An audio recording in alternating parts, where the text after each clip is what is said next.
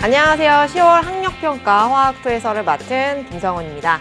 네, 여러분 오늘 학력평가가 있었는데요. 정말 시험 보시느냐고 너무나 수고 많이 하셨고 일단 여러분 전반적인 총평이 이제 궁금할 거니까 어떤 식으로 출제가 되었는지 먼저 살펴보도록 하겠습니다.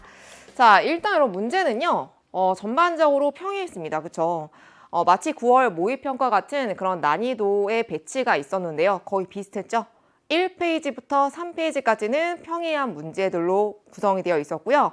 마지막 4페이지가 어려운 문항들로 4문항이 구성이 되어 있었습니다. 일단 뭐 간단한 문제들로 대부분 나왔는데 그 문제들은 우리가 화학에서 배웠던 기본적인 공식만 알면 적용하는 그러한 문제들로 출제가 됐고 마지막 4페이지는 거의 다가 여러분 3문항이 기체 반응 양적 관계 문제로 나왔죠. 그렇죠? 그래서 그때는 각각의 상황이 무엇인지를 정확히 정리를 하고 그리고 나서 우리가 배웠던 공식들을 어떻게 활용해야 될 것인지가 이제 관건이 되었습니다. 그래서 문제가 이제 17, 19, 20번 문제가 바로 기체 반응이 되겠고요. 그래서 정리하는 연습을 꼭 하셔야 돼요. 알겠죠? 문항 유형별로. 자, 그럼 전반적으로는 이렇게 출제가 되었는데 그 문항별로 한번 조금 살펴볼게요. 자, 일단 중요한 문항들을 찝어보려고 하는데요. 6번 문제 같은 경우에 이제 반응 속도 테마를 다루고 있는 문제입니다. 그쵸? 자, 보시면 일단 가장 중요한 것은 얘가 몇 차 반응인지가 제일 중요할 것이고 그럼 상황을 봤을 때 시간의 흐름에 따라서 농도, 생성물의 농도 변화가 나와 있는데 얘 농도가 어떤 식으로 바뀌고 있는지 얘가 0차 반응이라면 그냥 A의 농도에 전혀 상관이 없이 반응물의 농도에 상관이 없이 오로지 K에 의해서만 속도가 결정이 될 것이고요. 뭐 이때는 이제 온도 같은 요인이 K한테 영향을 줄 텐데 온도가 또 같게 되면 나머지 조건이 다 같게 되면 이때는 그냥 같은 시간 동안 생성된 B의 양이 동일하다라는 조건으로 문제를 풀어 나가시면 돼요. 근데 만약에 이제 온도가 다른 상황이다. 그럼 이때는 K가 변화가 될 것이고 문제에 나왔죠? K가 몇 배로 증가한다 나와 있으니까 그 조건에 맞게끔 마찬가지로 반응 속도가 얼만큼 증가하는지로 이제 문제를 풀어주시면 돼요. 중요한 문제로 보겠고요. 뭐 난이도 높진 않지만 반응 속도 잘 보셔야 되고 자 그리고 또 이어서 10번에 또 반응 속도 테마가 출제가 됐습니다. 10번.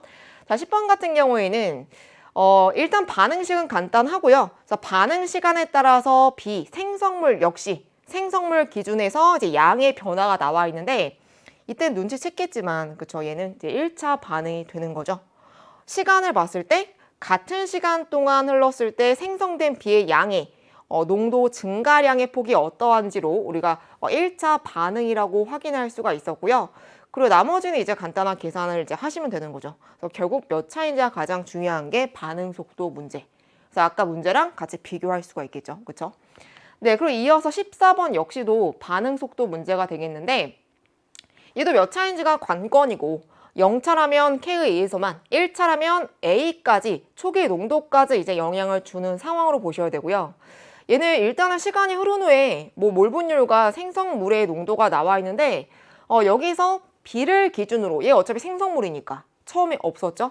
그럼 C의 농도도 표현할 수가 있고 몰분율 통해서 또 A의 농도를 구해내서 약간의 계산이 추가된 유형이라 보시면 돼요. 알겠죠? 그렇게 해서 마찬가지로 얘가 일정한 시간 동안 반응물의 농도랑 상관이 없이 그쵸? 여기서 만약에 몰수 변화량이 또 똑같다면 그럼 역시 또 반감기가 일정하다라는 거니까 이때도 1차 반응으로 볼 수가 있겠고요. 다른 상황이라면 0차 반응도 고려하셔야 합니다. 역시 이제 중요한 문항으로 볼 수가 있겠죠. 자, 넘어가겠습니다. 그 다음 17번 기체 반응 양적 관계 4페이지의 문제가 되겠죠. 자, 17번 같은 경우에는 일단 여기서 조건을 변화시켜요. 이때 화학 평형 관점에서 보셔야 되고요. 그래서 엔탈피 변화가 이제 마이너스 발열 반응이다. 정반응이. 그럼 여기서는 첫 번째 조건에서 B하고 C 중에 누가 첨가가 됐는지는 결국 A의 몰분율의 변화를 통해서 맞춰야 되고 이때 몰분율의 변화가 없긴 하지만 전체 몰수가 지금 변화되는 상황이기 때문에 정확하게 A의 몰수가 어떻게 바뀌었는지로 이제 역반응과 정반응의 방향을 확인할 수 있어야 되고요. 그다음 두 번째는 이제 온도 변화가 나왔는데 이때 주의할 점은 뭐 문제에서 물어보진 않았지만 평형상수가 바뀌는 상황으로 또 보셔야겠죠. 만약 수능에 나왔다면 그쵸? K가 어떻게 변하는지. 그러한 상황이고 근데 여기서도 이제 온도 바뀌었으니까 이때 압력은 역시 온도에도 영향을 받는다라는 조건으로 마지막 디귿 보기 그죠 중요하죠. 이런 것들 틀리시면 안 돼요. 아시겠죠, 여러분? 뭐 전체 몰수는 변함이 없는 반응이다라는 그러한 반응식 계수까지 뭐 이용할 수가 있겠죠. 그래서 간단하게 푸는 방식을 알려드리겠습니다. 중요한 문제고요. 그다음 넘어가서 18번 문제. 일단 얘는 마지막 페이지에서 유일하게 산과 염기의 테마를 갖고 있는 문제가 되겠는데, 그럼 얘 같은 경우에는 간단해요, 그쵸? H와 HB가 문제에서 아예 약산이라고 나와 있었고, 그쵸? 자, 그랬을 때 중하점까지 들어간 NaOH 부피를 통해서 농도는 나와 있으니까 산의 농도를 구할 수 있어야 되고요. 그리고 여기서 중요한 게 뭘까? 중하점이 나왔으니까 이때 A-하고 B-의 가수분의 상황까지 이제 고려하는 그런 계산이 추가적으로 필요한 이제 문제 유형이 되겠습니다. 거기까지 해주셔야 돼요. 그래서 디귿에서 pH 범위를 정확하게 이제 맞추는 문제. 자, 이게 중요하겠죠. 네, 그리고 19번 문제 같은 경우에는 역시 기체 반응 문제인데요. 얘 같은 경우에 지금 부피가 나와 있고 압력이 있으니까 압력과 부피와 몰수와의 관계. 그죠? P 보이는 NIT라는 또 식을 써주셔야 되고요. 이때 K를 또 이용해서 온도가 변하지 않는 조건이라면 둘의 평형에서는 K가 같다라는 걸 또 이용할 수가 있겠죠. 이렇게 해서 이제 문제를 풀어나가는 유형이고 중요하고 난이도도 꽤 있습니다. 되죠? 그리고 마지막 20번 문제. 얘가 난이도가 이제 최강이죠. 그쵸? 여기 문제 중에서는 뭐 시간도 부족할 수도 있고 어쨌든 문제가 좀 어렵게 출제가 됐는데 근데 여기서 마찬가지로 여러 가지 상황이 있어요. 근데 이렇게 나와 있을 때는 간단하게 상황을 하나씩 정리해 나가는 훈련을 꼭 하셔야 되고 그럼 처음에는 여기 상황에서 반응이 먼저 일어나고요. 그랬을 때 콕을 열고 충분한 시간 지나면 역시 압력이 이제 같아진 상황으로 몰수를 표현할 수 있어야 되고 그 다음 두 번째는 여기서 콕이 열리는 거죠. 이때 주의할 점은 고정장치가 풀리기 때문에 어쨌든 전체 압력은 여기 내에서 1기압이 유지가 돼야 되는 상황. 그렇게 해서 양적 관계를 풀어내시고요.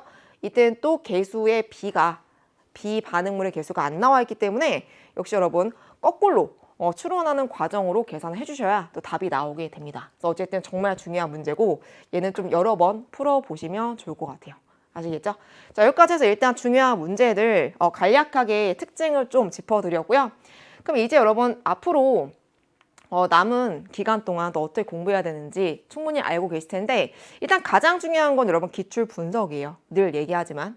그래서 기출 문제를 꾸준히 계속 보시면서 평가원의 문제풀이의 그 방향을 잃지 않도록 감을 유지할 수 있도록 공부하셔야 되고요. 그리고 두 번째로는 이제 새로운 문제들 뭐 실전 모의고사, 뭐 수능 와서 실전 모의고사든 파이널 모의고사든 어쨌든 모의고사를 통해서 시간 안배 훈련을 해주시면 좋고, 그렇죠? 그리고 이어서 이제 앞으로 계속 문제를 풀어 나갈 때 틀리는 유형이 정해져 있다면 내가 왜 문제를 틀리는지 그 오답을 좀 정리를 하세요. 그러니까 다시 또 그 문제를 틀리지 않도록 그 장치를 마련해 두는 것이 필요하겠습니다. 아시겠죠, 여러분?